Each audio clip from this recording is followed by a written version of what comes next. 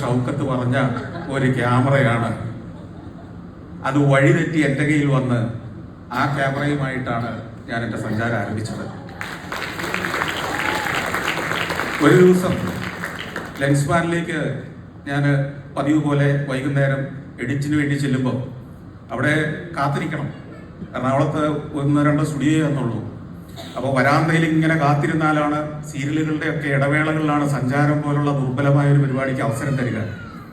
2 കാര്യങ്ങളാണ്. ഒന്ന്, സീരിയലിനെ സമയം കൊടുത്താൽ പൈസ രൊക്കം കിട്ടും, സഞ്ചാരത്തിന് പൈസ ചിലപ്പം കുറച്ച് ഡിലേ ആവും. അങ്ങനെ ഒരു ദിവസം ചെല്ലുമ്പോൾ ഷൗക്കു എൻ്റെ അടുത്ത് പറഞ്ഞു, സന്തോഷേ, ഒരു ഗംഭീര ഓപ്പർച്യൂണിറ്റി വന്നിട്ടുണ്ട്. ഞാൻ ചോദിച്ചു എന്താണ്? ഒരു നല്ല ക്യാമറ, ഏറ്റവും ലേറ്റസ്റ്റ് ക്യാമറയുടെ. ഷൗക്കു കാര്യങ്ങൾ പറയുന്നെങ്കിൽ നിങ്ങൾക്ക് അറിയാമല്ലോ. ഒരു 10 മിനിറ്റോളം അദ്ദേഹം ക്യാമറയെ വർണ്ണിച്ചു, ആ ക്യാമറയുടെ ഗുണഗണങ്ങൾ വർണ്ണിച്ചു. അത് കിട്ടിയാൽ നിങ്ങളുടെ ജീവിതം എങ്ങനെ മാറി മറിയുമെന്ന് വിവരിച്ചു. ഇതെല്ലാം കഴിച്ചിട്ട് പറഞ്ഞു, അത് പക്ഷേ ഇപ്പം എൻ്റെ കയ്യിലില്ല, അത് തിരുവനന്തപുരം എയർപോർട്ടിൽ പിടിച്ചു വെച്ചിരിക്കുകയാണ്. അത് DV ക്യാം എന്ന് പറയുന്ന ക്യാമറ കേരളത്തിൽ ആദ്യമായിട്ട് വരികയാണ് സാധനം. അത് ആർക്ക് വേണ്ടിയാണ് കൊണ്ടുവന്നത് നിങ്ങൾക്കറിയോ? മമ്മൂക്കയ്ക്ക് വേണ്ടി കൊണ്ടുവന്ന സാധനമാണ്. ഇവിടെ കേരളത്തിൽ ആർക്കും അങ്ങനെ ഒരു ക്യാമറ ഉള്ളതായിട്ട് അറിയില്ല. അദ്ദേഹം പറഞ്ഞു, ഇങ്ങനെ ഒരു ക്യാമറ ഇറങ്ങിയിട്ടുണ്ട്, ഷൗക്കത്തെ ആ ക്യാമറ വേണം, കൊണ്ടുവരൂ. ഇങ്ങനെ കൊണ്ടുവന്ന വഴിയാണ് എയർപോർട്ടിൽ കുടുങ്ങിപ്പോയത്. അപ്പോൾ ഷൗക്കത്ത് എൻ്റെ അടുത്ത് പറഞ്ഞു, ഇപ്പോൾ അത് എയർപോർട്ടിൽ നിന്ന് ഇറക്കണമെങ്കിൽ ഇത്ര പൈസ വേണം, അതിങ്ങനെ എടുക്കാമെന്നുണ്ടെങ്കിൽ നമുക്ക് എടുത്തുകൊണ്ട് വരാം. അങ്ങനെ ഞാനും ഷൗക്കും കൂടെ തിരുവനന്തപുരത്ത് പോകുന്നു.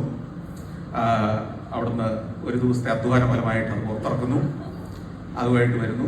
പക്ഷേ അത് പിന്നീട് മമ്മൂക്കയിലേക്ക് പോയില്ല. ആ ക്യാമറ എൻ്റേതായി മാറുകയായിരുന്നു. ആ ക്യാമറ കയ്യിലേക്ക് കിട്ടിയ ആ ദിവസങ്ങൾ മുതലാണ് ശരിക്കും അവിടുന്ന് 1 മാസത്തിനകം ഞാൻ നേപ്പാളിലേക്ക് ക്യാമറയുമായിട്ട് യാത്ര ചെയ്തത്. കാരണം അക്കാലത്ത് യുമാറ്റിക്കും DV ക്യാമൊക്കെ ഉള്ള കാലത്ത് 6-7 ആളെയും കൂട്ടി ലോകയാത്ര നടത്തി സഞ്ചാരം പോലെ ഒരു പരിപാടി ഉണ്ടാക്കുക അസാധ്യമാണ്, സ്വപ്നം കാണാൻ പറ്റില്ല. പക്ഷെ DV ക്യാം വളരെ കോമ്പാക്റ്റ് ആയ ക്യാമറ ആയിരുന്നുകൊണ്ടും എനിക്ക് തന്നെ ഇതെല്ലാം ചെയ്യാമായിരുന്നു എന്നുള്ളതുകൊണ്ടാണ് നടന്നത്. അപ്പം അതുകൊണ്ട് ഇന്ന് ഞാനിവിടെ എത്താൻ കാരണം 2 പേരോടുള്ള നന്ദി സൂചകമായിട്ടാണ്.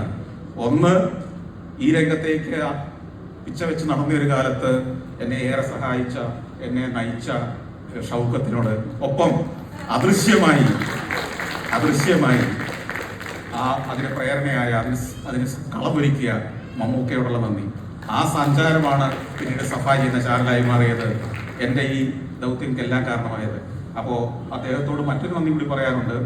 അദ്ദേഹത്തെ ഞാൻ ആദ്യമായിട്ട് കാണുന്നത്, ഇപ്പം എൻ്റെ അടുത്ത് ചോദിച്ചാൽ ആദ്യം കാണുകയല്ലേ, നല്ല എൻ്റെ പിതാവ് അങ്ങയുടെ ആത്മകഥ പ്രസിദ്ധീകരിച്ചപ്പോൾ അങ്ങയെ കാണാൻ ഗുരുവായൂർ എലൈറ്റ് ഹോട്ടലിൽ അതിൻ്റെ ഫോട്ടോയൊക്കെ എടുക്കാൻ എൻ്റെ പിതാവ് വന്ന കൂടെ ഒരു വിദ്യാർത്ഥിയായിരുന്നു ഞാനും വന്നിട്ടുണ്ട്.